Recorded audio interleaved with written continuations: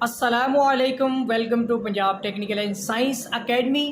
उम्मीद करता हूँ कि आप सब खैरियत से होंगे। मैं हूँ आपका इंस्ट्रक्टर मोहम्मद बिन जमील।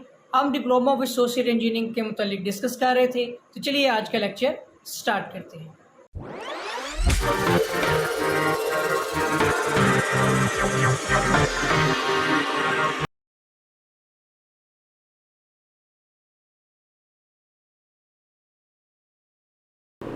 जी तो स्टूडेंट, अब हम डिस्कस करने जा रहे हैं अप्लाइड मैथमेटिक्स पार्ट 1 मैथ 113 का chapter number 2 sequence and series. ये सिर्फ मैथ 113 के स्टूडेंट्स के लिए है। और अब हम डिस्कस करने जा रहे हैं ऑब्जेक्टिव टाइप क्वेश्चंस यानी MCQs, मल्टीपल चॉइस क्वेश्चंस। सबसे पहला क्वेश्चन हमारा है the nth term of an arithmetic progression whose first term is A and common difference is D is. अब ये है एक फॉर्मूला, और ये फॉर्मूला क्या है ये मैं यहाँ पर आपको समझा देता हूँ। The nth term of arithmetic progression का, जिसमें फर्स्ट टर्म A है और कॉमन डिफरेंस D है, तो इसका फॉर्मूला होता है an इज इक्वल टू, ठीक है, A plus n minus 1 into D। ये फॉर्मूला यूज़ करते हैं हम कोई भी टर्म फाइंड करने के लिए, और जिसमें कॉमन डिफरेंस का फॉर्मूला होता है A2 माइनस A1। सही हो गया। अब आते हैं इसके आंसर की तरफ। तो A plus n minus 1 into D, तो A plus n minus 1 into D जो है क्वेश्चन 1 का जो ऑप्शन C है वो राइट आंसर है। सही हो गया। अब आ जाते हैं क्वेश्चन 2 की तरफ। The nth term of an arithmetic progression. अब यहाँ पर एक मिस्टेक की हुई है, वो आपने ठीक कर लेनी है कि ये nth टर्म नहीं है, ये 7th टर्म है। सही है। अब सवाल की तरफ बढ़ते हैं। क्वेश्चन 2 पे हमारे पास जो nth टर्म 7 टर्म है, यानी कि n इज इक्वल टू 7 है। उसके बाद हमारे पास अब टर्म लिखी हुई है एक sequence a is equal to 1 है, ठीक है, A2 इज इक्वल टू है हमारे पास 4, और हमने फाइंड करना है यहाँ पर कॉमन डिफरेंस भी, जो कि होता है A2 माइनस A1। तो जो हमारे पास क्या आ जाएगा, ये 4 माइनस 1 करेंगे तो 3, कॉमन डिफरेंस भी आ गया। फार्मूला जैसे कि अभी हमने ऊपर डिस्कस किया, A plus n minus 1 into D वाला। अब आप फॉर्मूला लिखते हैं पहले an is equal to A plus n minus 1 into D. तो यहाँ पर a कितना, n हमारे पास कितना 7, a कितना हमारे पास 1, ठीक है, और n माइनस 1 में n हमारे पास है यहाँ पर 7, तो प्लस 7 माइनस 1 और d हमारे पास है 3। सही हो गया। तो ये आ जाएगा 1 प्लस 7 माइनस 1 किया तो 6 आ गया, इसके साथ 3 मल्टीप्लाई करेंगे हम, तो 6 3 था 18 प्लस 1 कितने हो गए 19। तो ऑप्शन जो है वो 2 जो सेकंड क्वेश्चन है उसका ऑप्शन बी आंसर है। ठीक है। उसके बाद आ जाते हैं नेक्स्ट हमारा क्वेश्चन आता है यहाँ पे क्वेश्चन नंबर 3। ठीक है, इस क्वेश्चन को रेज कर देते हैं ताकि उस क्वेश्चन को समझा जा सके। ठीक है, जगह बनानी है ना हमने, तो इसलिए मैं ये क्वेश्चन रेज कर रहा हूँ। उम्मीद करता हूँ कि ये चीज़ आपको समझ आ गई होगी। ऑलराइट, आ जाते हैं अब नेक्स्ट क्वेश्चन पे कि if A B C are in arithmetic progression. तो यहाँ पर ना हमारे पास A1 जो है वो A ही है, ठीक है, A2 क्या है हमारे पास वो B है, और A3 कितना है हमारे पास वो C है। तीनों चाहिए हैं और हमने इसको कॉमन रेशियो देखनी है, क्योंकि सॉरी डिफरेंस, ये अरिथमेटिक प्रोग्रेशन है तो यहाँ पे डिफरेंस होगा, डिफरेंस 1 और 2 दोनों का हम डिफरेंस ले लेंगे। मतलब एक तो डिफरेंस हमारा होगा A2 माइनस A1 का, दूसरा हमारे पास आ जाएगा A3 माइनस A2 का। तो A2 माइनस A1 में हमारे पास B माइनस A आ जाएगा, और A3 माइनस A2 में हमारे पास यहाँ पर C माइनस B आ जाएगा। और आप देख सकते हैं कि यही आंसर है, B minus A equal to C minus B।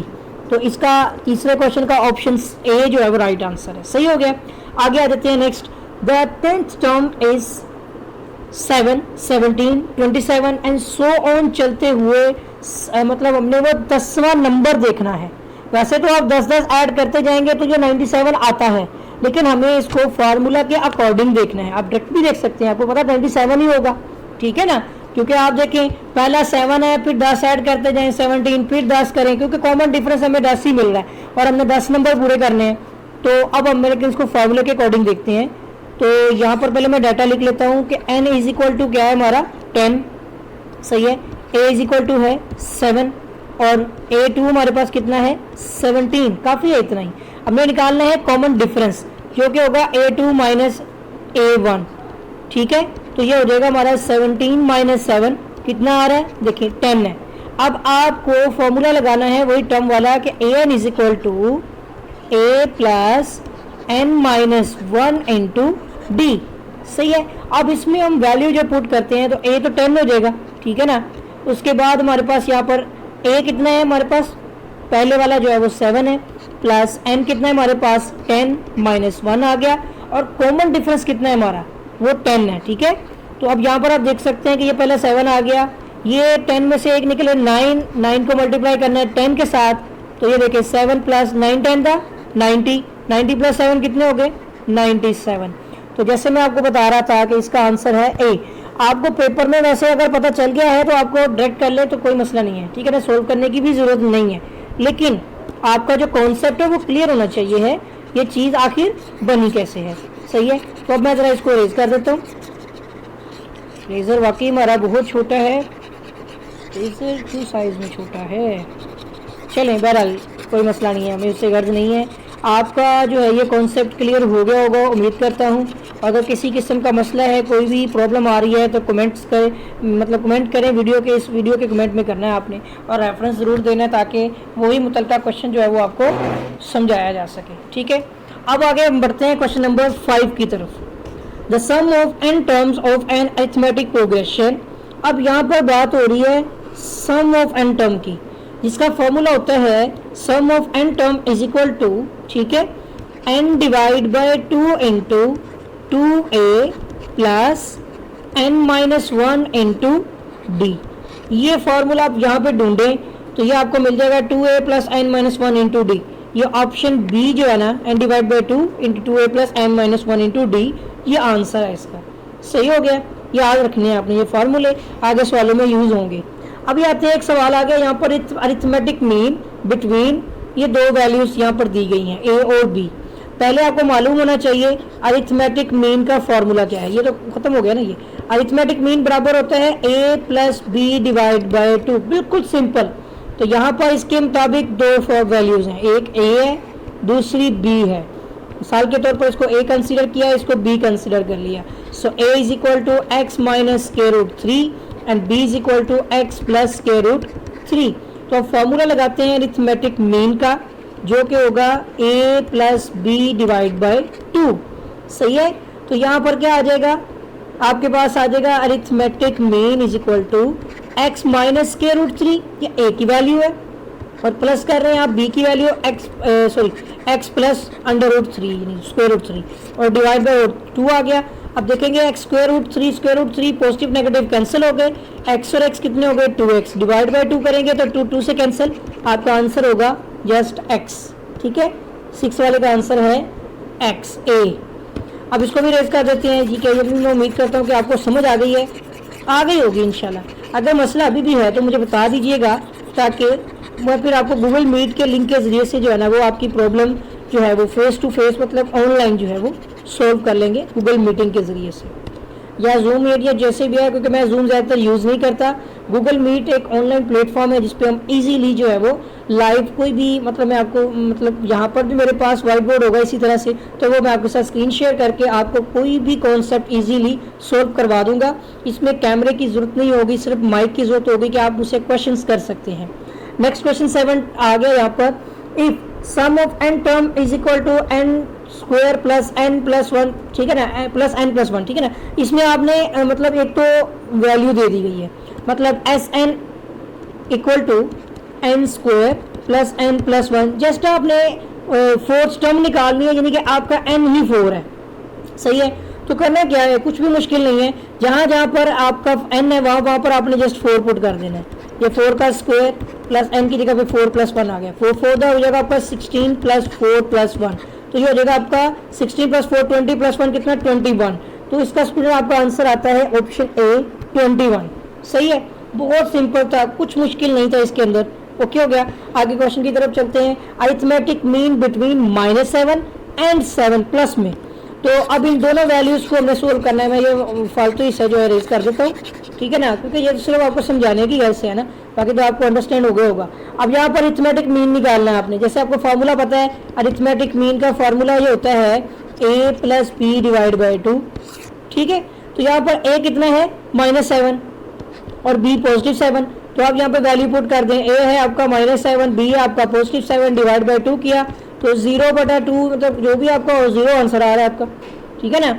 Answer क्या आएगा? Option C. उसके बाद आ जाते हैं the sum of the series. अब यहाँ पर आपने सीरीज को जमा करना है, ठीक है। मैं ये भी रेज कर देता हूँ और अब हम सीरीज को समझते हैं। सीरीज को मतलब आपने ऐड करना है, इसका फॉर्मूला मैं आपको पहले बता चुका हूँ, ठीक है ना, आपको भी मालूम है। पहले हम डाटा लिखते हैं। a = क्या है 1, a2 हमारा कितना है 2, सही है, उसकी जरूरत नहीं है हमें। यहाँ पर n हमारे पास है 100, हमें a3 4 5 वगैरह कोई जरूरत नहीं है। अब हमारे यहाँ पर ना डिफरेंस नहीं है, तो वो हो जाएगा a2 - a1, जो कि आपके पास आ जाएगा 2 - 1 से 1 आपका डिफरेंस भी आ गया। सारी वैल्यूज मौजूद हैं। फार्मूला क्या है? Sum of n term = n / 2 into 2a plus n - 1 bracket में इंटू d। इसमें आपने वैल्यूज पुट करनी है, आपका आंसर आ जाना है। यानी सम ऑफ 100 टर्म्स टोटल आपने ऐड करनी है। तो 100 / 2 इंटू 2a आपका 1 है, सी है, प्लस यहाँ पे 100 n है आपका -1 और d आपके पास वो भी 1 है, कॉमन है ना रे आपका जो डिफरेंस है। तो अब आ जाएगा यहाँ पर इसका 100 / 2 50 आ गया और अंदर आपके पास है 2 और प्लस 100 में से एक माइनस हुआ तो 99 इंटू 1 99 ही रहेगा। इसको इसमें ऐड करते हैं तो ये आपका हो जाएगा 101। 50 को मल्टीप्लाई कर दें 101 से तो ये आपका आ जाएगा 5050। ये आपका आंसर आ जाएगा ऑप्शन सी। कैलकुलेशन करके देखिएगा, सही हो गया। तो ये आपका आंसर आ चुका हुआ है। आगे फॉर्मूला है एक द nth टर्म ऑफ। अभी यहाँ पे ना एपी खत्म हो चुका है, अरिथमेटिक प्रोग्रेशन खत्म। अब आ जाएगी बारी जियोमेट्रिक प्रोग्रेशन की। तो पहले मैं जरा इरेजर से इसको साफ कर देता हूँ, फिर हम इस कॉन्सेप्ट के ऊपर आते हैं कि आखिर ये जो आपका क्या कहते हैं जियोमेट्रिक प्रोग्रेशन है ये क्या चीज़ है, ठीक है ना, इसका क्या प्रोसीजर है। बेसिकली दोनों में सी चीज़ें आती हैं इस तरह से, दोनों में टर्म्स हैं, दोनों में टर्म्स फाइंड करनी है, दोनों में मीन्स हैं। इसमें एपी है उसमें जीपी है, ठीक है ना, इसमें एएम है उसमें जीएम है। तो और इसके अंदर आपका सम ऑफ एन टर्म है उसमें भी है सम ऑफ एन टर्म है, बट इनके मेथड चेंज है, चीज़ें आपने उसी हिसाब से सोल्व करनी है, ठीक है। The nth term of geometric progression, GP में रहते हुए जियोमेट्रिक तो A N = a into are की पावर n-1। ये आपकी टर्म का फॉर्मूला a इंटू आर की power n-1। Option D right answer है। नेक्स्ट आते हैं क्वेश्चन 11 पे। The fifth term of a geometric progression. यहाँ पर बता दिया गया है कि n आपका 5 है कि आपने 5 टर्म्स ऐड करनी है सम में, बल्कि सॉरी फाइंड करनी है और जीपी में रहते हुए, और उसमें आपका a कितना है 1 और a2 कितना है आपका 1/2 और फिर a3 सो ऑन। मुझे उसकी ज़रूरत नहीं है। अब यहाँ पे हमने निकालना है कॉमन डिफरेंस। सॉरी यहाँ मिस्टेक ये आ गई, यहाँ डिफरेंस नहीं होता, यहाँ पर होती है रेशियो। तो वो होगी a2/a1, जिससे आपका सॉरी यहाँ पे वही लिख रहा हूँ, यहाँ पे आनी थी आपकी इनकी वैल्यू इसकी 1/2/1। तो आपकी इसकी जो कॉमन रेशियो है वो 1/2 ही रहेगी, सही हो गया। अब आगे आ जाते हैं। अब मैं निकालनी है term an = a into are की पावर n-1, सही है। तो a आपका n5 है, फर्स्ट टर्म आपकी 1 ही है, r आपके पास है 1/2 और n की पावर कितनी है, n आपके पास है 5-1, सही है। अब यहाँ तक तो हो गया। बुक वाला आंसर भी चाहिए ना हमें, बुक वाला आंसर तो है ही नहीं है ये, तो पूरा सोल्व करेंगे। अब जरा ध्यान से देखें, ये आ जाएगा आपका a5 = यहाँ पर आपका 1/2 की पावर कितनी हो गई 4। अब वैल्यू को मल्टीप्लाई कर ले, 1 की पावर 4 कितनी होगी 1 ही रहेगी, 2 की पावर 4 कितनी होगी 2 to the 4, 4 to the 8, 8 to the 16। 2 की पावर अगर 4 हो तो 16 होती है। आप कैलकुलेटर भी करके देख लें तो ये आपका आंसर आ जाएगा, सही हो गया। आगे आते हैं आप क्वेश्चन नंबर 12 की तरफ। उम्मीद करता हूँ कि 11 तक के क्वेश्चन आपको समझ आ गए होंगे, सही है। अब क्वेश्चन नंबर 12 देखें। The sixth term of geometric progression, Chhathi term है जिसमें a आपके पास क्या है 1, सही है, और a2 आपके पास क्या है स्क्वायर रूट 2, काफ़ी है इतना ही।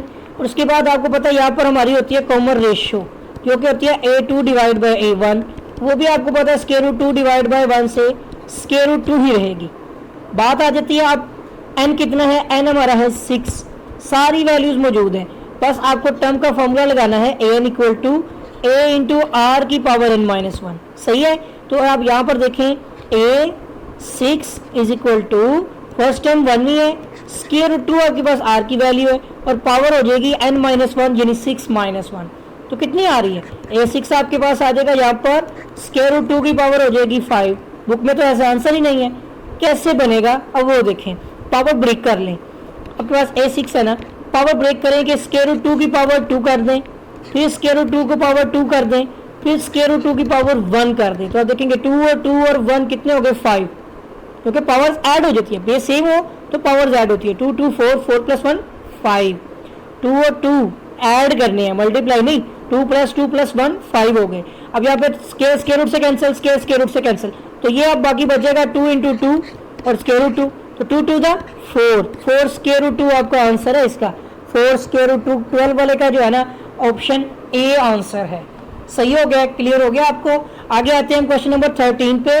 The geometric mean between A and B, ये फॉर्मूला है। पहले हम क्या करते हैं, इसको इरेज कर लेते हैं। मेरा ख्याल है कि आपको ये कॉन्सेप्ट क्लियर हो गया होगा, पूरी उम्मीद है मुझे। इंशाल्लाह आप प्रैक्टिस करेंगे तो इंशाल्लाह जो है अल्लाह ताला आपको कामयाब करे।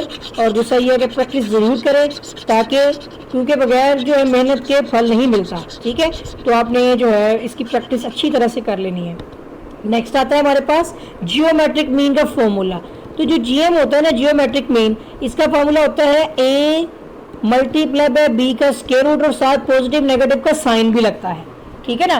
तो ये आपके पास आंसर क्या होगा, इसका आंसर होगा इसका ऑप्शन सी, ठीक है, ऑप्शन सी आंसर है इसका। आगे आ जाते हैं क्वेश्चन नंबर 14 के ऊपर। यहाँ तक तो मैं उम्मीद करता हूँ कि आपको समझ आ गई होगी बात की। ऑप्शन मतलब क्वेश्चन नंबर 14 आता है, इसमें एक्स है, वाई है और जी है, और हमें जियोमेट्रिक प्रोग्रेशन में रह के सोल्व करना है, सही है। तो इसमें क्या होगा, कॉमन रेशियो ले ली है आपने, कॉमन रेशियो आप इक्वल कर लेंगे, यानी रेशियो 1 को रेशियो 2 के इक्वल कर लें। तो रेशियो 1 क्या है, A2 सॉरी डी लिख दिया मैंने गलती से, क्योंकि इसमें डी का तो तस्वर ही नहीं है ना। A2 डिवाइड बाई A1 और A3 डिवाइड बाई A2, सही है। यहाँ वैल्यू होनी चाहिए थी, तो यहाँ पे है कि A1 आपका जो है वो x है, A2 आपका जो है वो y है, A3 आपका जो है वो इक्वल टू z है। अब वैल्यूज पुट कर देते हैं, इन्हीं वैल्यूज को पुट करना है हमने, सही है ना। तो ये आ जाएगा आपका A2 कितना y डिवाइड बाई x आ गया, A3 कितना आपका z डिवाइड बाई फिर y आ गया। अब क्रॉस मल्टीप्लाई कर लें तो y से मल्टीप्लाई हो जाएगा और इक्वल में x जो है वो z से, तो ये हो जाएगा आपका y square equal to x जी। तो आप देख सकते हैं कि आंसर क्या है इसका, y square equal to x जी, ये ऑप्शन सी इसका राइट आंसर है, ठीक है। तो ये कॉन्सेप्ट आपको समझ आ गया होगा। अब हम कर देते हैं इसको भी ए, जैसे हमने कॉमन डिफरेंस वाला किया था ना, तो उसमें हमने मतलब नेगेटिव किया था, क्योंकि उसमें डिफरेंस का फार्मूला अलग है ना। तो इसी तरह से ये रेशियो है, तो रेशियो का कॉन्सेप्ट डिफरेंट है, सही हो गया। यहाँ तक हमारे 14 क्वेश्चन हो गए हैं। क्वेश्चन नंबर 15 करने लगे हैं हम। क्वेश्चन नंबर 15 है यहाँ पर हमारे पास कि जियोमेट्रिक मीन बिटवीन दो वैल्यूज हैं, ए हमारे पास है 3 और जो A2 है वो हमारे पास है, बल्कि सॉरी इसमें बी होता है, ए और बी, वो हमारे पास है 27। ए और बी दो वैल्यूज हैं, मैं ये रेस कर देता हूँ, आपको बिल्कुल कंफ्यूजन ना रहे, बिल्कुल क्लियर रहे कि ए और बी है, और आपने निकालना है GM। और फार्मूला आपको पता है कि a मल्टीप्लाई बाय बी का स्क्वायर रूट पॉजिटिव नेगेटिव में, दोनों वैल्यूज को मल्टीप्लाई करेंगे, पॉजिटिव नेगेटिव 3 को 27 से मल्टीप्लाई कर दें और स्क्वायर रूट ले लें, ये आपका आ जाएगा 3 को 27 से करेंगे तो 81 आता है। आप कैलकुलेटर भी यूज़ करके देख सकते हैं, और प्लस माइनस में आपका 9 जो है वो इसका आंसर है, ठीक है। पॉजिटिव नेगेटिव ऑप्शन डी इसका राइट आंसर है, सही हो गया। अब बात आ रही है हमारी क्वेश्चन नंबर 16 की। The sum of n terms of a geometric series, और जहां पर ये फॉर्मूला दिया गया है और r is less than to 1, अगर ये अलामत आपकी लेस देन की है, ठीक है ना, अगर उस तरफ होती तो मोर देन होती, फिर r बड़ा होता है 1 से। अभी यह है कि r छोटा है 1 से, r is less than to 1, तो आप यहाँ पर देख सकते हैं कि r छोटा है 1 से, तो एक में से आर निकलेगा। फार्मूला ये है आपका, एक में से आर निकलेगा, ऑप्शन बी राइट आंसर है। और इसका फार्मूला भी मैं यहाँ पे आपको एक्सप्लेन कर देता हूँ। दो फार्मूले होते हैं इसके, सम ऑफ दी टर्म के जो आपके जियोमेट्रिक प्रोग्रेशन यानी जीपी के अंदर आते हैं। बोल बोल के तो मेरा गला खराब हो गया, लेकिन आप समझ लें इसको कि आपने जीपी में सम फाइंड करना है कि आपका r is less than to 1 होगा, तो आपका formula sum of n term equal to a into 1 minus r की power n divide by 1 minus r. लेकिन अगर आपका r is greater than to 1 हो जाए तो sum of n term equal to a into are की power n minus 1 divide by r minus 1, क्योंकि उस वक्त आर बड़ा है एक छोटा है, तो फिर आर से ही एक निकलेगा ना। तो अब इस कंडीशन में आर छोटा है एक बड़ा है, तो अब एक में से आर निकलेगा। सही है, तो ये फार्मूले आगे अभी लिखे रहने देते हैं। अब नीचे आ जाते हैं, the sum of 6 term of this series. ठीक है, इसको आपने 6 टर्म तक सोल्व करना है। तो यहाँ पर हमारे पास n इज इक्वल टू क्या है 6। ठीक है, उसके बाद हमारे पास a कितना है 1, a2 कितना है, a2 हमारे पास है 2। आपने r निकालना है जो होता है a2 डिवाइड बाय a1। ठीक है ना, कॉमन रेशियो होती है ना, तो 2 डिवाइड बाय 1 किया तो ये 2 ही आ गया। अब मुझे बताएं हमारी कंडीशन कौन सी लगेगी इन दो फार्मूलों में जो ऊपर हमने डिस्कस की है। ये वाली है, पहले वाली है ना, नहीं सेकंड वाली है ना। देखिए r बड़ा है, 2 आ गया ना, 1 से तो बड़ा होता है। सो केस है r is more than to 1, तो हम यहाँ पर फॉर्मूला लगाएंगे sum of n term equal to, ठीक है, a इंटू आर की पावर n माइनस 1, बल्कि सॉरी यहाँ पे गलती कर दी है, r की पावर n माइनस 1 बाहर लिखना है। ठीक है, एक मिनट, ये आ गया, और डिवाइड बाय r माइनस 1। ये कंफ्यूजन हो जाती है लेकिन आपने नहीं करनी। उसी तरह से आपके पास a कितना है 1, r कितना है आपके पास 2 की पावर कितनी है n है, n 6, और यहाँ पर आ जाएगा -1, और डिवाइड बाय आपका यहाँ पे आ जाएगा 2 माइनस 1। सही है, 2 की पावर 6 कितनी होती है, 2 to the 4, 4 to the 8, 8 to the 16, 16 to the 32, 32 to the 64, -1 divide by 2 minus 1 तो 1 आ गया, 63 आ रहा है इसका। तो इसका आंसर क्या है 17 का ऑप्शन ए 16 आंसर है।